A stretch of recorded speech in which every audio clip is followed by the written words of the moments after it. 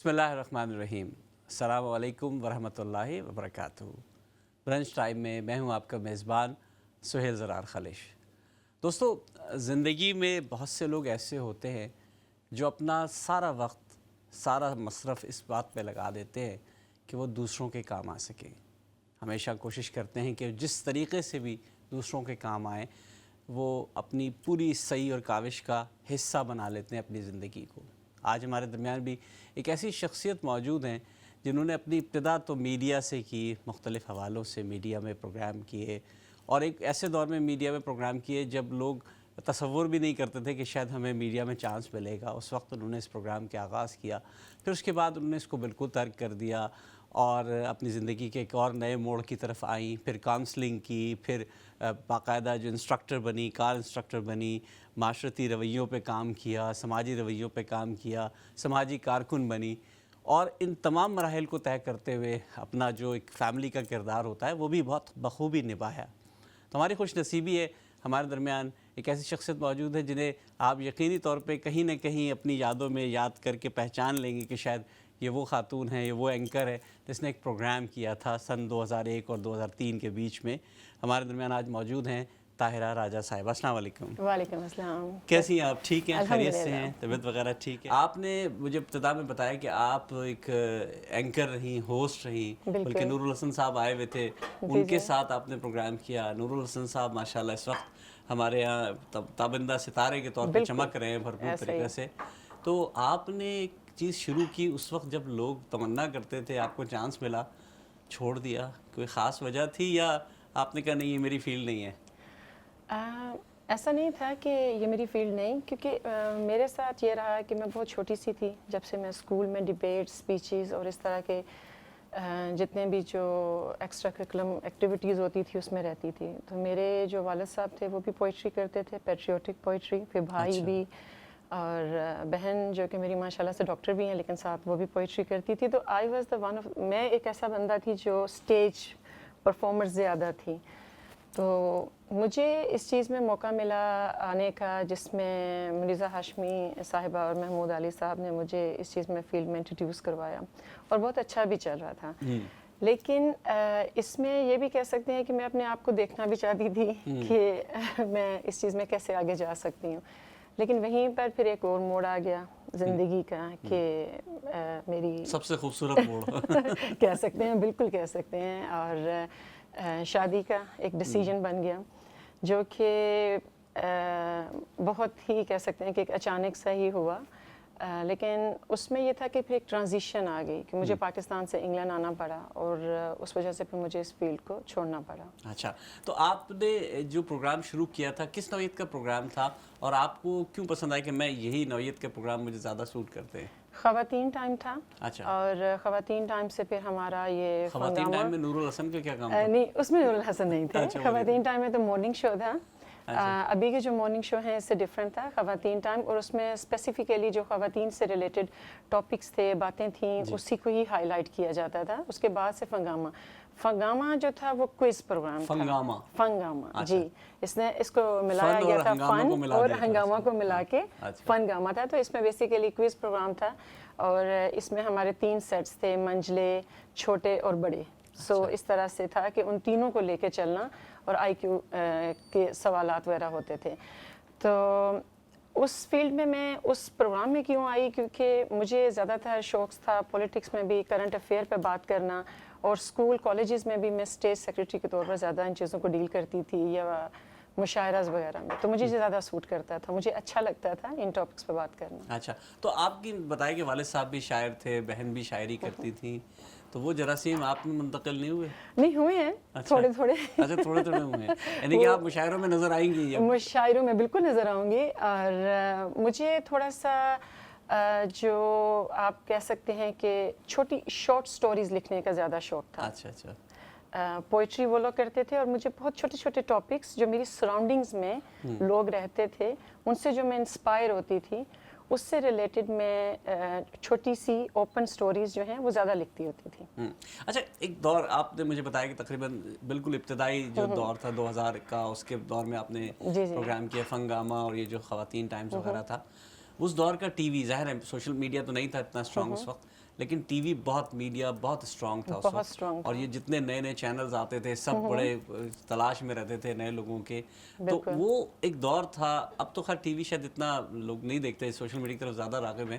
تو آپ کو کیا لگتا ہے کہ وہ کیسا دور تھا؟ سنہری دور تھا یا بڑا مشکل دور تھا؟ مجھے لگتا ہے کہ وہ بہت ہی سنہری دور تھا, گولڈن پیریڈ تھا, اور اس میں یہ تھا کہ آپ ایک میرٹ کی بیس پہ جاتے ہیں. ابھی تو یہ ہے کہ چیزیں بہت زیادہ آسان ہو گئی ہیں, کوئی بھی جو ہے وہ اپنا چینل بنا سکتا ہے, اپروچ کر سکتا ہے, لیکن اس ٹائم میں اس چیز میں آنا آئی تھنک کافی مشکل تھا. اسی طرح میرا تو ایک چھوٹی سی میری بہن نے, کیونکہ میں ان چیزوں میں بہت زیادہ ہوتی تھی, مشاعرہ اسکول کالجز وغیرہ میں, ہر جگہ میں اسکول کے اور کالجز کے اسپیشلی پروگرامس بہت کنڈکٹ کرتی تھی. تو ان کی ایک اشتہار چلا تھا منیزہ ہاشمی کی طرف سے, تو میری بہن نے میری سی وی بھیجی, اور اس میں مجھے لگتا ہے تقریباً 600 سے 700 لوگ اس میں موجود تھے, جس میں آپ کا کیمرہ ٹیسٹ ہوتا تھا, کانفیڈنس لیول ٹیسٹ ہوتا تھا. اور جب میرا آیا تھا تو مجھے علی صاحب نے کہا تھا کہ ہمیں بہتر ہے کہ آپ کو اسلام آباد بھیجنے کی بجائے ہم آپ کو یہیں پہ رکھیں گے, اور ہمیں یہ لاہور کی بات کر رہی ہیں؟ یہ لاہور کی بات کر رہی ہوں, پی ٹی وی اسٹیشن سے. پھر میری منیزہ ہاشمی صاحبہ سے ملاقات ہوئی, اور پھر وہاں سے انہوں نے مجھے وہ پروگرام آفر کیا. اور مجھے لگتا ہے کہ جب میں نے چھوڑا تھا تو منیزہ صاحبہ نے مجھے کال بھی کی تھی, اور انہوں نے کہا تھا کہ طاہرہ آپ پکی پکائی کھیر کو بس وہ پھینک کے جا رہی ہیں, تو ایسا نہیں کریں. اور مجھے یہ ریگریٹ ہے کہ مجھے تھوڑا سا زیادہ اس میں رہنا چاہیے تھا, کیونکہ جن لوگوں سے میری انیشیلی ملاقات ہوئی, جیسے علی صاحب تھے, منیزہ ہاشمی تھی, نور تھے, اور کچھ لوگ ہوتے ہیں جو آپ کو زندگی میں ملتے ہیں اور وہ آپ کے لیے ایک اثاثہ کی طرح ہوتے ہیں, اور میں ایسا ہی محسوس کرتی ہوں. اور میرے چھوڑنے پہ اتنے خوش نہیں تھی منیزہ صاحبہ, اور مجھے یہ لگتا ہے کہ میں نے انہیں ہرٹ کیا تھا. اچھا, منیزہ صاحبہ اور ان کے جو پورا خاندان ہے یہ تو پائنیئرز میں سے ہیں, یعنی کہ پی ٹی وی کے پائنیئرز میں سے بھی یہ لوگ ہیں, انہوں نے شروع کیا. تو ان جیسے استادوں کے ساتھ, اور نور الحسن صاحب اس وقت تو چلے آپ کے ساتھ کے تھے, لیکن اس اور بہت سے لوگ جو تھے, تو کیسا مزہ آتا تھا, یعنی کہ بڑے اسٹرکٹ رول ہوتے تھے اس وقت کے میڈیا میں. ہاں بالکل ایسا ہی ہے, شوکت زین صاحب, اب تو ہر کوئی چل رہا ہے جیسا جس کا جی, ہر کوئی ہے. اور اس میں یہ ہوتا تھا کہ ہمارا آئی بلیو کہ اٹھنا بیٹھنا بات کرنا ہر چیز میں ایک ڈسپلن ہونا چاہیے, اور میرے خیال سے کہ وہ ایک خوبصورت دور تھا. اچھا, تو آپ نے کیا, جیسے آپ نے کہا کہ بہت تقریبات میں آپ اٹینڈ کرتی تھیں, اور خاص طور پہ جو کالج یونیورسٹی کی تقریبات تھیں اسی کے طور پہ آپ کو کانفیڈنس بھی گین کیا اور آپ آگے بڑھی. تو آپ نے کیا وہاں کوئی اور بھی اس طرح کے ٹی وی کے علاوہ بھی پروگرامز کیے ہیں مختلف؟ اس میں جو ہمارے کالج کے مطابق یا یونیورسٹی سے ریلیٹڈ جو بھی ہوتے تھے, جو مین, جو آپ کو پتہ ہے کہ پاکستان میں ایک ٹائم ہوتا ہے اسکول کا یا کالجز کا جس میں مشاعرہ چلتے ہیں, اسکول ایونٹس ہوتے ہیں, یا مجھے اس وقت یاد ہے کہ ہمارے اس وقت این سی سی بعد میں ختم ہو گئی تھی, اس میں بھی پھر میں نے کافی جتنے بھی جو اسٹیج کے ریلیٹڈ پروگرامس ہوتے تھے ان کو میں کنڈکٹ کیا کرتی تھی. اچھا, تو یعنی کہ اس کا تجربہ تو ماشاءاللہ آپ کے ساتھ ابھی دوبارہ کوئی چانس وانس ملے آپ کو, ملے ٹی وی کو دوبارہ ہوسٹ کرنے کا؟ تو بالکل چانسز تو یقین کرے تھے, اور مجھے علی صاحب کی طرف سے بھی تھا کہ میں واپس پاکستان بھی آ کے کروں, لیکن جب آپ ایک ڈیسیجن لیتے ہیں اور زندگی کا ایک نیا دور شروع کرتے ہیں نا, تو اس کی بھی آپ سے توقعات ہوتی ہیں, اور میرا خیال ہے پھر اس ٹائم میں آپ پریورٹائز کرتے ہیں. ایک چیز ہوتی ہے جس میں آپ دیکھتے ہیں کہ اگر میری اس چیز سے صرف میری اچیومنٹ ہو رہی ہے, یا میرے اس کام سے بہت سارے اور لوگ افیکٹ ہو رہے ہیں, تو میرے لیے اس وقت ایک یہ ڈیسیجن کرنا تھا, اپنی فیملی کو دیکھنا تھا, اپنے بچوں کو دیکھنا تھا. تو چونکہ میں وہ ڈیسیجن بنا چکی تھی تو پھر میں نے اس ڈیسیجن کو لے کر چلی. ابھی چونکہ ماشاءاللہ سے میرے خیال سے میں اسٹیج پر ہوں کہ میں یہ ٹائم نکال سکتی ہوں, تو ڈیفینیٹلی میں ضرور کروں گی. چلیے بالکل دیکھتے ہیں انشاءاللہ نیئر فیوچر میں آپ کو. اچھا, آپ نے میڈیا کی فیلڈ میں ایک اہم چیز کو چھوڑا, مطلب آپ اینکر تھیں, ہوسٹ تھیں, کیونکہ آپ اور بھی فیلڈز ہوتی ہیں میڈیا میں, تو 50 اور قسم کی چیزیں ہوتی ہیں. آپ نیوز اینکر بھی بن سکتی ہیں اور دوسری چیزیں بھی تھیں. آپ نے ڈرامے کی طرف توجہ نہیں دی, فلموں کی طرف. میڈیا تو وہ بھی ہے, میڈیا تو وہ بھی ہے. تو ایسا کیوں نہیں سوچا کہ میں چلو اس کو نہیں چلتی ہوں, اس طرف چلتی ہوں؟ اس کی طرف میرا مائنڈ سیٹ ہی نہیں تھا. اگر میں کہوں کہ ماڈلنگ یا ڈرامہ, کیونکہ ہر انسان کی میرا خیال ہے ہماری ایک لائن ہوتی ہے, ہم ایک ڈیفائن کرتے ہیں کہ یہاں تک کرنے کو تو کر سکتی تھی, لیکن مجھے لگتا تھا کہ میری وہ فیلڈ نہیں تھی. مجھے جو زیادہ تر اچھا لگتا تھا کہ جس میں پیٹریوٹک چیزیں ہیں، جس میں ہم کچھ اصلاحی کر سکیں. صحیح. کیونکہ جب آپ ایک اینکر کی جو فیلڈ ہے اس میں آپ کو اپرچونٹی ملتی ہے ایسے بہت سارے لوگوں سے جنہوں نے زندگی میں کچھ کیا ہوتا ہے، جو رول ماڈل ہوتے ہیں، اور آپ ان کرنٹ افیئرس پہ بھی بات کر رہے ہوتے ہیں، آپ ان اصلاحی ٹاپکس پہ بھی بات کر رہے ہوتے ہیں جو ہمارے معاشرے کی اصلاح کر سکتے ہیں، جو کہ ہماری بھی اصلاح کر سکتے ہیں. تو باقی میں ڈرامے اور فلموں کے یہ نہیں کہہ رہی کہ اس میں اصلاح نہیں ہے، کیونکہ اس میں بھی بہت کچھ سکھایا جاتا ہے. آپ ڈیپینڈ کرتا ہے نا آپ ایک چیز کو کیسے لے کے چلتے ہیں اور کس میں کمفرٹیبل فیل کرتے ہیں. تو میرے لیے میرا کمفرٹ زون یہ تھا کہ مجھے لگتا تھا کہ اس کے تھرو ڈائریکٹ میں جو کنورسیشن کر سکتی ہوں یا کوئی امپیکٹ کر سکتی ہوں کسی پہ. پیٹریوٹک کی بات کی، حب الوطنی کی بات کی آپ نے. اگست کا مہینہ چل رہا ہے، ہمارے یہاں بھی خوب ہر طرف دھوم مچی ہوئی ہے. 14 اگست آتا ہے، آج بھی دل میں وہی جذبات جاگتے ہیں جو شاید جب پاکستان میں تھے، اسکول لائف میں تھے. تو آپ کو بھی یہاں اسلام میں تو ویسے بھی بڑا ایکٹیو ہوتے ہیں لوگ، کیسا رہتا ہے آپ کا؟ بہت اچھا رہتا ہے. اور مجھے تو اسپیشلی وہ ٹائم یاد آتا ہے کہ جب میں اور میری بہن تھوڑے سے بڑے ہو رہے تھے اور ہم لوگ کیا کرتے تھے کہ ہمیں بہت شوق ہوتا تھا سبز جھنڈیاں لگانے کا.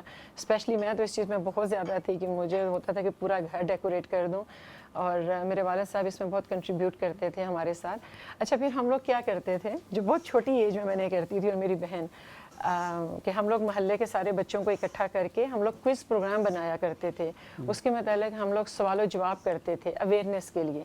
اس میں میرے والد صاحب ہمیں بہت انکریج کرتے تھے کہ اس میں ایک لرننگ پوائنٹ بھی تھا کہ آپ، اور اس میں وہ باقاعدہ ہمیں فائنینس کرتے تھے کہ ہم جو بچے اچھے رسپانس کریں گے یا جواب دیں گے یا اچھی ڈیبیٹ کریں گے یا اچھا کوئی مکالمہ کریں گے یا اس پہ کچھ اچھا پرفارم کریں گے تو ان کو پھر ہم پرائزز بھی دیتے تھے. اور میں خود اپنے لیے بھی چلے جیتتی ہوتی تھی. پاکستان کی بات ہو رہی ہے لیکن ہم یہاں ہیں برطانیہ میں، یہاں کے ایک الگ معیارات ہیں، تصورات ہیں، دل دھڑکتا ہے. 14 اگست کو آج بھی سب کچھ ہوتا ہے، مصروفیات بھی ہیں.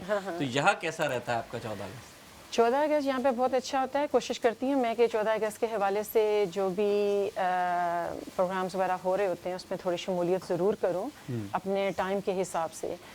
اور 14 اگست میں یہ ہماری نا ایک انسانی ایک نیچر ہوتی ہے. جیسے رمضان کے مہینے میں ہم زیادہ چیریٹی کرتے ہیں، ہم زیادہ کنیکٹ ہو جاتے ہیں.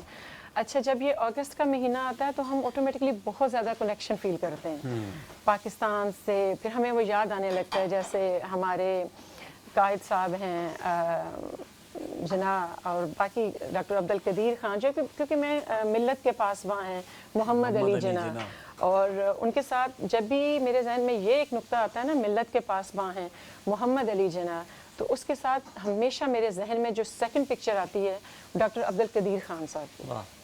کیونکہ مجھے لگتا ہے کہ وہ بھی ہمارے ملک کے یا ہماری ملت کے ایک پاسبانوں میں سے ایک بہت بڑے سپاہی سپہ سالار ہیں جنہوں نے بڑی قوت ان کی وجہ سے حاصل ہوئی ہے ہمارے ملک کا.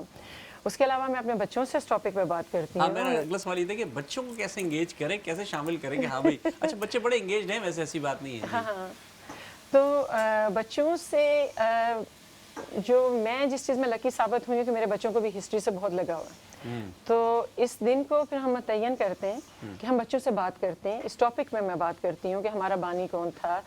ظاہری بات ہے کہ ہم لوگ یہاں پہ اس ملک میں رہتے ہیں، ہم اس ملک کی بھی اتنی محبت کرتے ہیں. کھانا پک رہا ہے اور کھانا کھا کے جائیے گا، روٹی شوٹی کھا کے جانا جی. اچھا نہیں، اب تو اتنی پیاری خوشبو آ رہی ہے، بھوک لگ رہی ہے. بڑی شاندار آ رہی ہے اور کھانا بڑا زبردست بناتی ہیں مدیحہ، آپ کو اندازہ ہو جائے گا. اچھا طاہرہ صاحبہ اس طرف آتے ہیں، آپ نے پھر دو چیزوں کو، ظاہر ہے فیملی تو سب سے پہلے ہوتی ہے، سب اسی کو جوائن کیا آپ نے، اسی کے لیے محنت کی، لیکن پھر آپ نے کاؤنسلنگ کا شعبہ بھی اختیار کیا. آپ ڈرائیونگ انسٹرکٹر بھی ہیں، اس پر بھی ہم بات کریں گے.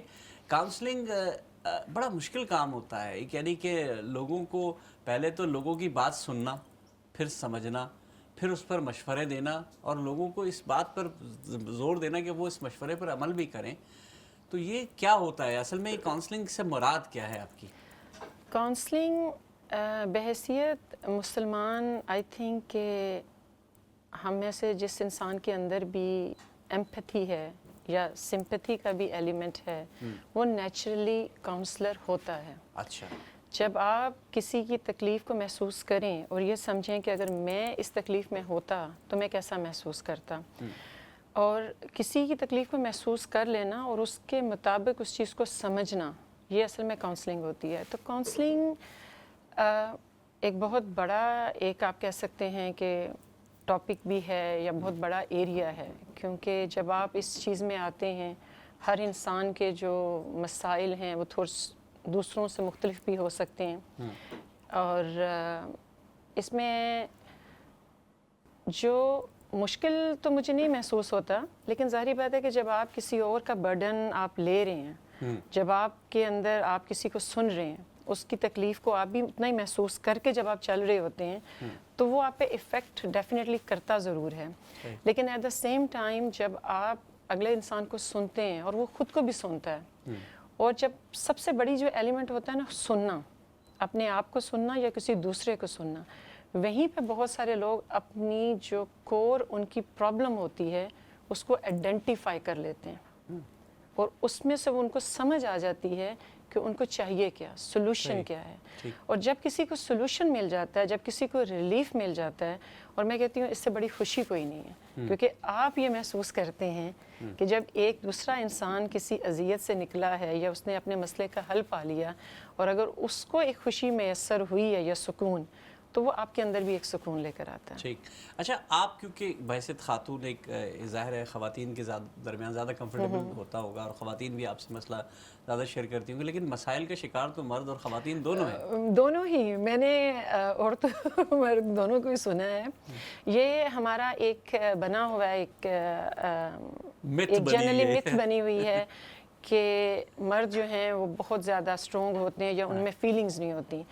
لیکن اکثر یہ ہوتا ہے کہ وہ ایک اسٹرانگر شیل دکھاتے ہیں آپ کو، لیکن ڈیپ ڈاؤن وہ بھی انسان ہیں، ان کے اندر بھی ایموشنز ہیں، وہ بہت زیادہ چیزوں سے گزرتے ہیں۔ اچھا جملہ استعمال کیا کہ ڈیپ ڈاؤن وہ بھی انسان ہے۔ اچھا سوال یہ اٹھتا ہے کہ ایک یہ تو خیر ایک مذاق کی بات ہے، لیکن سیریس ٹاپک یہ ہے کہ بہت سی خواتین اور مرد حضرات بھی جو یہاں شادی کر کے آئے ہیں، ہجرت کر کے آئے ہیں، یہاں رہ رہے ہیں، اب میں دونوں کے بارے میں پوچھ رہا ہوں آپ سے، ظاہر ہے دونوں ہی آتے ہیں، ایک مرد شادی کر کے آ رہا ہے تو ظاہر ہے وہ باؤنڈ ہے اپنی کیسی فیملی میں جو اس کے اوپر یہ زور دیتی ہے کہ ہماری وجہ سے تم یہاں آئے ہو، یہاں رہ رہے ہو۔ ایک عورت آئی ہے وہ اور پریشان بیچاری، کیونکہ اپنا گھر بار سب ویسے ہی چھوڑ کے آئی اور یہاں آ کے اسے یہ پریشانی کا شکار ہو رہے ہیں، تو یہ مسائل آپ کے سامنے آتے ہوں گے، یہ آتے ہیں، یہ کیسے مطلب یہ کیسے پیدا ہو رہے ہیں اور اس کا کیا آپ نے حل سوچا ہے؟ یہ آتے بھی ہیں اور بہت زیادہ ہیں، یہ ایک ٹرانزیشنل فیز ہے۔ اب اس میں دو طرح کی چیزیں ہوتی ہیں، ایک وہ لوگ ہوتے ہیں کہ جو یہاں کے بورن ہیں اور وہ پاکستان جا کے جیسے شادی کرتے ہیں، اس میں کلچر کلیش آ جاتا ہے، ایک لڑکی کلچر کلیش آتا ہاں کلچر کلیش کافی زیادہ آتا ہے، کیونکہ جو بچے یہاں کے بورن اینڈ ریزڈ ہیں، پاکستانی ہیں وہ بھی پاکستانی ہیں، لیکن چونکہ ان کے پیرنٹس کی جو آپ وہیں سے بلونگ کرتے ہیں جہاں آپ پیدا ہوئے ہوتے ہیں، آپ کو وہی چیز لگتی ہے جہاں پہ آپ نے آنکھ کھولی ہوتی ہے، آپ اپنے آپ کو وہیں سے ایسوسیٹ کرتے ہیں۔ ہم اگر اپنی بچپن کی جب بھی ہم اپنا دیکھیں تو ہم نے جہاں پہ پہلی دفعہ جب ہمیں شعور آیا تھا، جب ہم نے چیزیں سمجھی تھیں، ہم اسی کو ایسوسیٹ کرتے ہیں۔ ہم دنیا کے کسی حصے میں بھی چلے جائیں، ہم اسی خوشبو کو سونگھنا چاہتے ہیں، اسی ماحول کو کریٹ کرنا چاہتے ہیں۔ یہ انسان کے اندر بڑا تضاد ہے، ایٹ دا سیم ٹائم وہ اپنے آپ کو بدلنا بھی چاہتا ہے، ایٹ دا سیم ٹائم وہ جو اس کا جو اس نے سب سے پہلے جس انوائرمنٹ میں آنکھ کھولی ہے وہ اس کو ریکریٹ بھی کرنا چاہتا ہے۔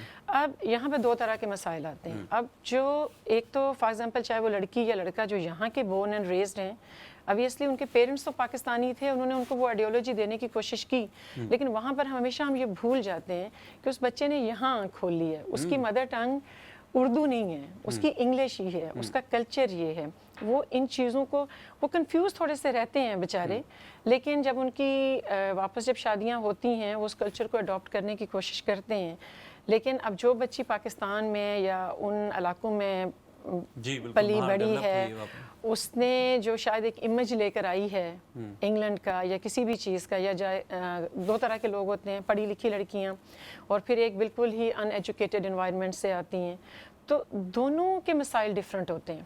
پڑھی لکھی بچیاں جو ہوتی ہیں وہ کریئر مائنڈڈ ہوتی ہیں، انہوں نے ذہن میں سوچ رکھا ہوتا ہے کہ ہم وہاں جائیں گے اور وہاں پہ ہمیں بڑا پلیٹ فارم ملے گا کہ ہم آگے بڑھ سکتی ہیں، لیکن جیسے ہی وہ ایک ماحول سے دوسرے ماحول میں ٹرانزیشن ہوتی ہے، وہ جو ببل بسٹ ہوتا ہے تو وہ پہلا ایک ان کے اندر ڈپریشن کوز کرتا ہے، جس کو وہ ریزیلینٹ کئی ہوتی ہیں، وہ کوشش کرتی ہیں، لیکن جب اس کلچر میں فٹ ان ہونا پڑتا ہے، لینگویج بیریئر آ گیا، ماحول کا بیریئر آ گیا، انڈرسٹینڈنگ کا بیریئر آ گیا، اور پھر یہاں پر آپ کو پتہ ہے لوگوں کے پاس سب سے زیادہ شارٹیج ہے ٹائم کی، چاہے وہ ہسبینڈ ہے وائف ہے، وہ دوسرے کو ٹائم اتنا نہیں دے پاتے، جہاں پہ وہ کمیونیکیشن گیپ کریٹ ہو جاتا ہے، ایک دوسرے کو سمجھنے کا، ایک دوسرے سے بات کرنے کا.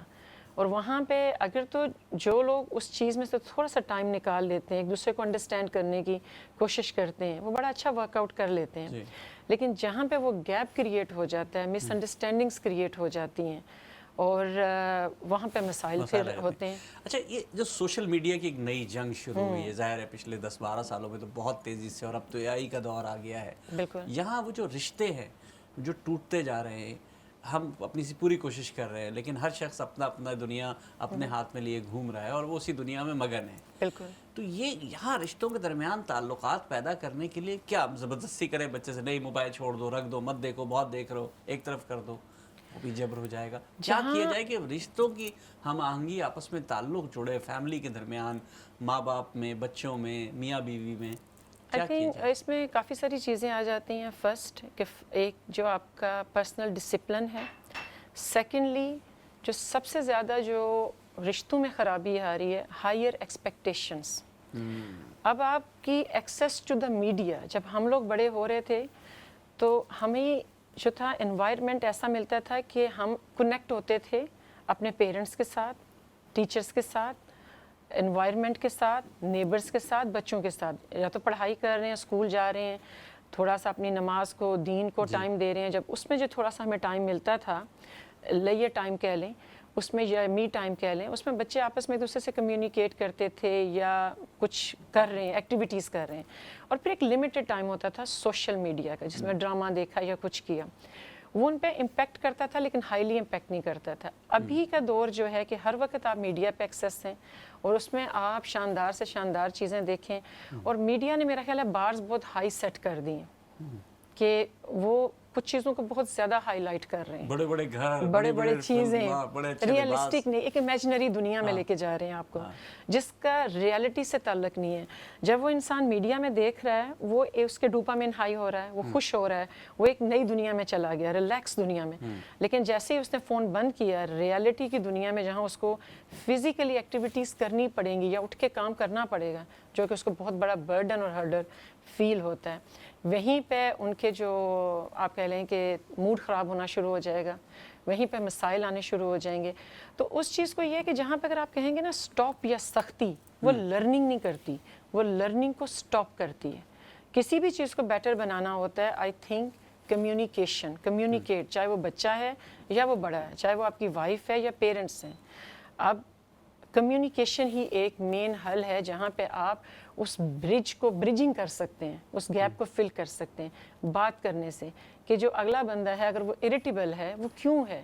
اب ایک انسان کو آپ روز دیکھتے ہیں وہ بڑے اچھے موڈ میں، اچانک آپ دیکھتے ہیں اس کا موڈ خراب ہے، بجائے اس کے کہ آپ یہ سوچیں کہ یہ میرے سے روڈ ہو گیا ہے، آپ جا کے پوچھیں کہ آر یو آلرائٹ، ٹھیک ہے، یا کوئی مسئلہ ہے، جو کوئی ہڈن کوئی پرابلم ہے. کئی دفعہ چھوٹا سا جو ایک سوال ہوتا ہے، امپیتھیٹک سوال، وہ بڑے ڈور اوپن کر دیتا ہے. بالکل.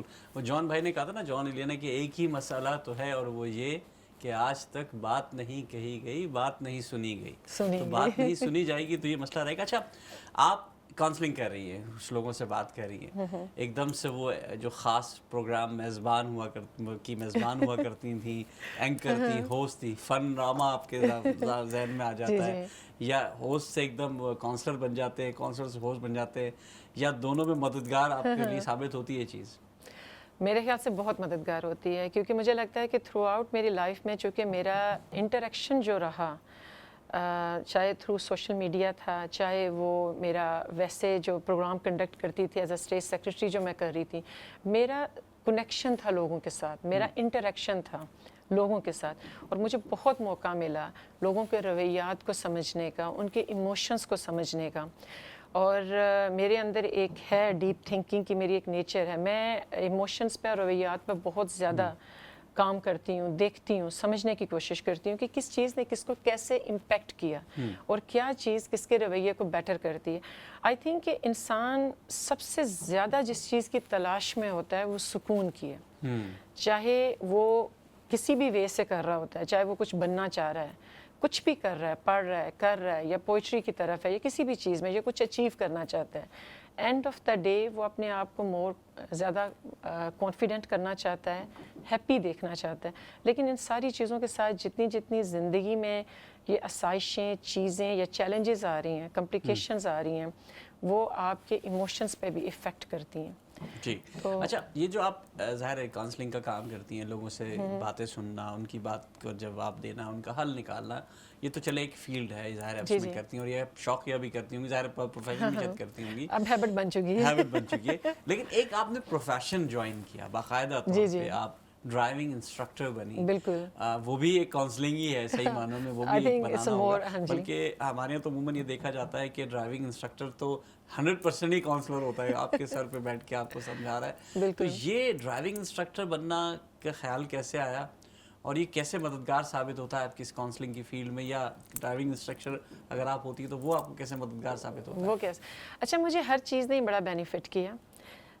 اس میں یہ ہوا کہ جب میں انسٹرکٹر کی فیلڈ میں کیوں آئی, ایسا ہے کہ میں اب اس فیز میں تھی جس میں میرے بچے بھی بڑے ہو رہے تھے, سارا تھا, اور پک اینڈ ڈراپ, آپ کو پتہ ہے یہاں پہ تو ماؤں کو بہت کچھ کرنا پڑتا ہے. پاکستان میں تو ہم بڑی ایک لیوش قسم کی زندگی جی کر آتے ہیں, اور یہاں پہ جب آپ 360 کے اینگل پہ چینج ہوتے ہیں, جہاں پر آپ کوک بھی بنتے ہیں, میڈ بھی بنتے ہیں, نرس بھی بن رہے ہیں, ماں بھی بن رہے ہیں, ڈرائیور بھی بن رہے ہیں, سب کچھ کر رہے ہیں. تو میں نے اپنی کمیونٹی کے لوگوں میں بہت دیکھا کہ بہت ساری عورتوں کو جو کہ کچھ زندگی میں کرنا چاہتی تھیں, جیسے ہم نے کہا نا وہ پہلے جو ہم نے بات کی تھی, جو چیلنجز آتے ہیں, جو وہاں سے بچیاں آتی ہیں یا عورتیں آتی ہیں, وہ بھی اپنی فیملی کو سپورٹ کرنا چاہتی ہیں اور زندگی میں کچھ اچیو کرنا چاہتی ہیں جب وہ اس ٹرانزیشنل فیز میں آتی ہیں. اب ان میں سب سے بڑا ہرڈل کیا ہوتا ہے؟ Lack of confidence. ٹھیک ہے, وہ جو انزائٹیز ان کے اندر ڈیولپ ہو چکی ہوتی ہیں اس ٹرانزیشنل فیز میں, وہ بڑا امپیکٹ کرتی ہیں ان کی لرننگ, ڈرائیونگ لرننگ میں. کیونکہ بہت ساری عورتیں بڑی کوئکلی, آپ نے دیکھا ہوگا اپنی سراؤنڈنگ میں, انزائٹی پیشنٹس بن جاتی ہیں. اب وہ جب وہ سوچتی بھی ہیں نا کہ روڈ پہ نکلنے کے لیے, تو ان کی انزائٹی اور زیادہ فلیئر اپ ہو جاتی ہے. اور میں نے یہ اپنی بہت زیادہ کمیونٹی میں اور یہاں کی بچیوں میں بھی دیکھا جو یہاں کی بون تھیں, اور میں نے بہت سارے لوگوں کو اس چیز میں کیا کہہ رہے ہیں کہ کاؤنسلنگ پرووائڈ کی, ان کو اس لیول پر لے کر آئی کہ ان کو کنونس بھی کرنا. وہ تھوڑا سا کاؤنسلنگ کے ہٹ کے ہے. Counselling is not to convince somebody. Counselling is basically کہ امپاور somebody ٹو فیل کہ وہ کیا چاہتے ہیں, اس چیز کو انڈرسٹینڈ کرنا کہ ان کی پرابلم کیا ہے, اس کو ریکٹیفائی کرنا, اس کو سولو کرنا, اور ڈیسیجن میکنگ کرنا. کاؤنسلنگ یہ نہیں کہ آپ کسی پہ اپنی کوئی اجارہ داری تھوپ رہے ہیں یا ان کو بتا رہے ہیں یا لیڈ کر رہے ہیں, وہ ان کی سیلف لیڈنگ کو انہانس کرنا ہے. اچھا, اب اس میں یہ ہوا کہ میں نے بہت ساری اپنی کمیونٹی کی عورتوں کو دیکھا کہ وہ بیچاری بہت سٹرگل کر رہی تھیں, اور جب میں ان کو سمجھاتی تھی, کرتی تھی, اور ایک ٹائم پہ میرے بردر ان لو وہ بھی اس فیلڈ میں رہ چکے ہیں, اور مجھے بڑا اچھا لگا کہ بیسیکلی جو لوگ لیسنس باہر سے لے کر آ رہے ہیں ان سے زیادہ میں ان کو اس چیز میں ہیلپ اور گائیڈ کر رہی ہوں. تو ایک پوائنٹ آیا جہاں میں نے سوچا کہ most of the time I am on the road any way, بچوں کی پک اینڈ ڈراپ بھی کر رہی ہوں اور باقی معاملات میں بھی. تو آئی تھنک کہ مجھے اس فیلڈ کو کنسیڈر کرنا چاہیے, اور آئی بلیو کہ نیچرلی میرے اندر میں وہ تھوڑی سی نا وہ ٹیچنگ والے جراثیم ہے, سکھانے اور بتانے اور الیبوریٹ کرنا اور ایکسپلین کرنا. تو پھر میں اس فیلڈ میں آئی اور مجھے بڑی ہیلپ رہی. ڈرائیونگ انسٹرکٹر بننا, ظاہر ہے لوگوں کو ڈرائیونگ سکھانا بڑا مشکل ہوتا ہے. مطلب میں تو خود سوچتا ہوں کہ اب جب میں آیا, میں نے ڈرائیونگ یہاں ٹیسٹ پاس کیا, تو اس وقت ہم تو پاکستان سے ڈرائیونگ کرتے آ رہے تھے, لیکن پھر بھی مجھے 4-5 دفعہ میں لگنا پڑا. 4-5 دفعہ کے بعد میں انہوں نے کہا بھائی پرانی ہیبٹ جو ہوتی ہے نا وہ جاتی نہیں ہے, بڑی مشکل سے جاتی ہیں. اچھا, ہم نے اپنی وائف کو دیکھا وہ پہلی دفعہ میں پاس ہو گئی. تو یہ کیا ایسا ہوتا ہے کہ جو بالکل نہیں جانتا وہ پہلی دفعہ میں پاس ہو رہا ہے؟ تو میں اپنا کیس بیان کر رہا ہوں, ویسے تو ہوتا ہوگا, اور کچھ لوگوں کو بڑا وقت لگ رہا ہے. کیونکہ وہ ایسا ہوتا ہے کہ جب ہماری سب سے مشکل ہوتا ہے اپنی, وہ کہتے ہیں نا کہ جب ایک پودا گرو ہو رہا ہوتا ہے, چھوٹا سا ننھا سا پودا, اس کو ساتھ ساتھ ہی جب آپ اس کی کرافٹنگ کرتے رہتے ہیں نا تو وہ بڑا پیاری شیپ میں اوپر جاتا ہے. اب جس پودے کو آپ نے چھوڑ دیا, جس طرف بھی اس کی ٹہنیاں گئیں آپ نے جانے دیا, جب وہ بڑا ہوا, تناور ہوا, اب مشکل ہو جاتا ہے کہ اس کو وہ ایک نائس شیپ دینا. اسی طرح کیونکہ جو لوگ پاکستان سے سیکھ کر آتے ہیں ان کا کنٹرول تو بہت اچھا ہوتا ہے, لیکن وہ بلٹ ان ہو چکی ہوتی ہے نا, ایک موٹر سکل ہے جو آپ کا برین, جیسے ایک بچہ شروع میں تھوڑا سا کرولنگ کرتا ہے تو وہ ہیزیٹیٹ کرتا ہے, ماں باپ اس کو انگلی پکڑ کے چلانا سکھاتے ہیں, اور پھر ایک ٹائم آتا ہے کہ وہ بالکل ہی دیواروں پہ بھی لٹک رہا ہوتا ہے, چھتوں پر بھی لٹک رہا ہوتا ہے. تو یہ ڈرائیونگ بھی بالکل ایسے ہی ہے. اب جو لوگ بالکل شروع سے شروع کرتے ہیں وہ سم ٹائم اچھے ڈرائیور بنتے ہیں اور کوئک اس لیے پاس کرتے ہیں, ڈپینڈ کہ آپ کا انسٹرکٹر آپ کو کتنی وضاحت سے اور کتنے اچھے طریقے سے ڈیٹیل میں شروع سے لے کے چلتا ہے, اور وہ شروع سے ہی آپ کی ہیبٹس کو خراب نہیں ہونے دے رہا. اب جیسے شروع میں ہم نے دیکھا کہ بہت سارے ہر بندے کا ایک اپنا وے آف لرننگ ہوتا ہے. جیسے میرے جو لرنرز ہیں, میں پہلے دن سے ان کے ساتھ تھوڑی سی فرم رہتی ہوں ان ٹرمز آف کہ رولز اور ریگولیشنز کی بیس پہ, میررز چیکنگ کی بیس پہ, اور کیونکہ میرا یہ ماننا ہے کہ جب شروع سے ہی آپ اپنی وہ ہیبٹس اچھی ڈیولپ کریں گے نا تو وہ ہمیشہ آپ کے ساتھ چلیں گے. اب ہوتا یہ ہے کہ جو لوگ آلریڈی ڈرائیور ہوتے ہیں, جیسے پاکستان میں ہر جگہ ڈرائیو کر رہے ہیں, ناردرن ایریاز میں جا رہے ہیں, ادھر جا رہے ہیں, اب جب آپ ان کو وہ رولز اینڈ ریگولیشن بتاتے ہیں ان کو لگتا ہے کہ ہمیں ریسٹرکٹ کیا جا رہا ہے, ہمیں اسٹیپ ڈاؤن کیا جا رہا ہے. میں تو جانتا ہوں مجھے آپ کیا سکھائیں گے. ہاں وہ تھوڑی سی ایگو میں بھی آ جاتے ہیں, تو وہ اس چیز کو اتنا سمجھ نہیں رہے ہوتے اور ان کو پھر ٹائم لگ جاتا ہے, اور آٹومیٹکلی یہ آپ کا ایک اسکل ڈیولپ ہو چکا ہے نا, بغیر دیکھے ہی نکل گئے. اور وہاں پہ کیا ہوتا ہے کیونکہ اور ایگزام میں پھر وہ فیل ہو گئے. تو یہ ریپڈ فائر سوالات ہیں, بالکل تیز ترین, جلدی جلدی آپ نے جواب دینا ہے. کوشش کروں گی. آپ کی سب سے بڑی خوبی؟ معاف کر دینا. معاف کر دینا. سب سے بڑی کمزوری؟ معاف تو کر دینا لیکن بھولنا نہیں. اچھا, یہ بہت صحیح کہا آپ نے. زندگی کا سب سے بڑا سبق؟ زندگی کا سب سے بڑا سبق جب میرے والد صاحب کی ڈیتھ ہوئی تھی. ٹی وی کی دنیا کی خوبصورت یاد؟ بہت ساری. بہت ساری, ٹھیک ہے. کیمرے کے سامنے آنا یا لوگوں کی بات سننا, کیا پسند ہے؟ دونوں ہی, لیکن لوگوں کی بات سننا. لوگوں کی بات سننا. رشتے میں سب سے ضروری چیز محبت, اعتماد یا عزت؟ عزت. عزت. اچھا, معافی مانگنا مشکل یا معاف کرنا مشکل؟ آپ نے بھی اس کا جواب دے دیا ہے. اچھا, رشتوں کا سب سے بڑا سہارا کیا ہے؟ معاف کر دینا, اگین میں یہ کہوں گی, اور سننا ایک دوسرے کو. غصے میں خاموشی یا گفتگو؟ پہلے خاموشی, بعد میں گفتگو. خاندان میں سب سے خوبصورت رشتہ؟ مشکل سوال ہے. مشکل سوال. اچھا, اگر زندگی کو صرف 3 الفاظ میں بیان کرنا ہو تو وہ 3 الفاظ کیا ہوں گے؟ ایمانداری, محبت اور سچائی. سچائی. بالکل آخر میں آج کے نوجوانوں کے لیے مختصر پیغام کیا دیں گی؟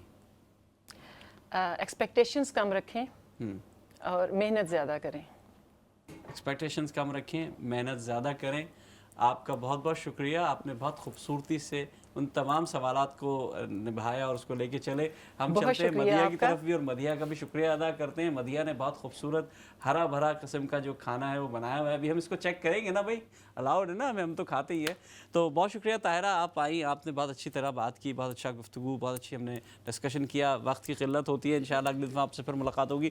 دوستو اپنا بہت خیال رکھیے, اگلے ہفتے آپ سے پھر ملاقات ہوگی. السلام علیکم ورحمۃ اللہ وبرکاتہ.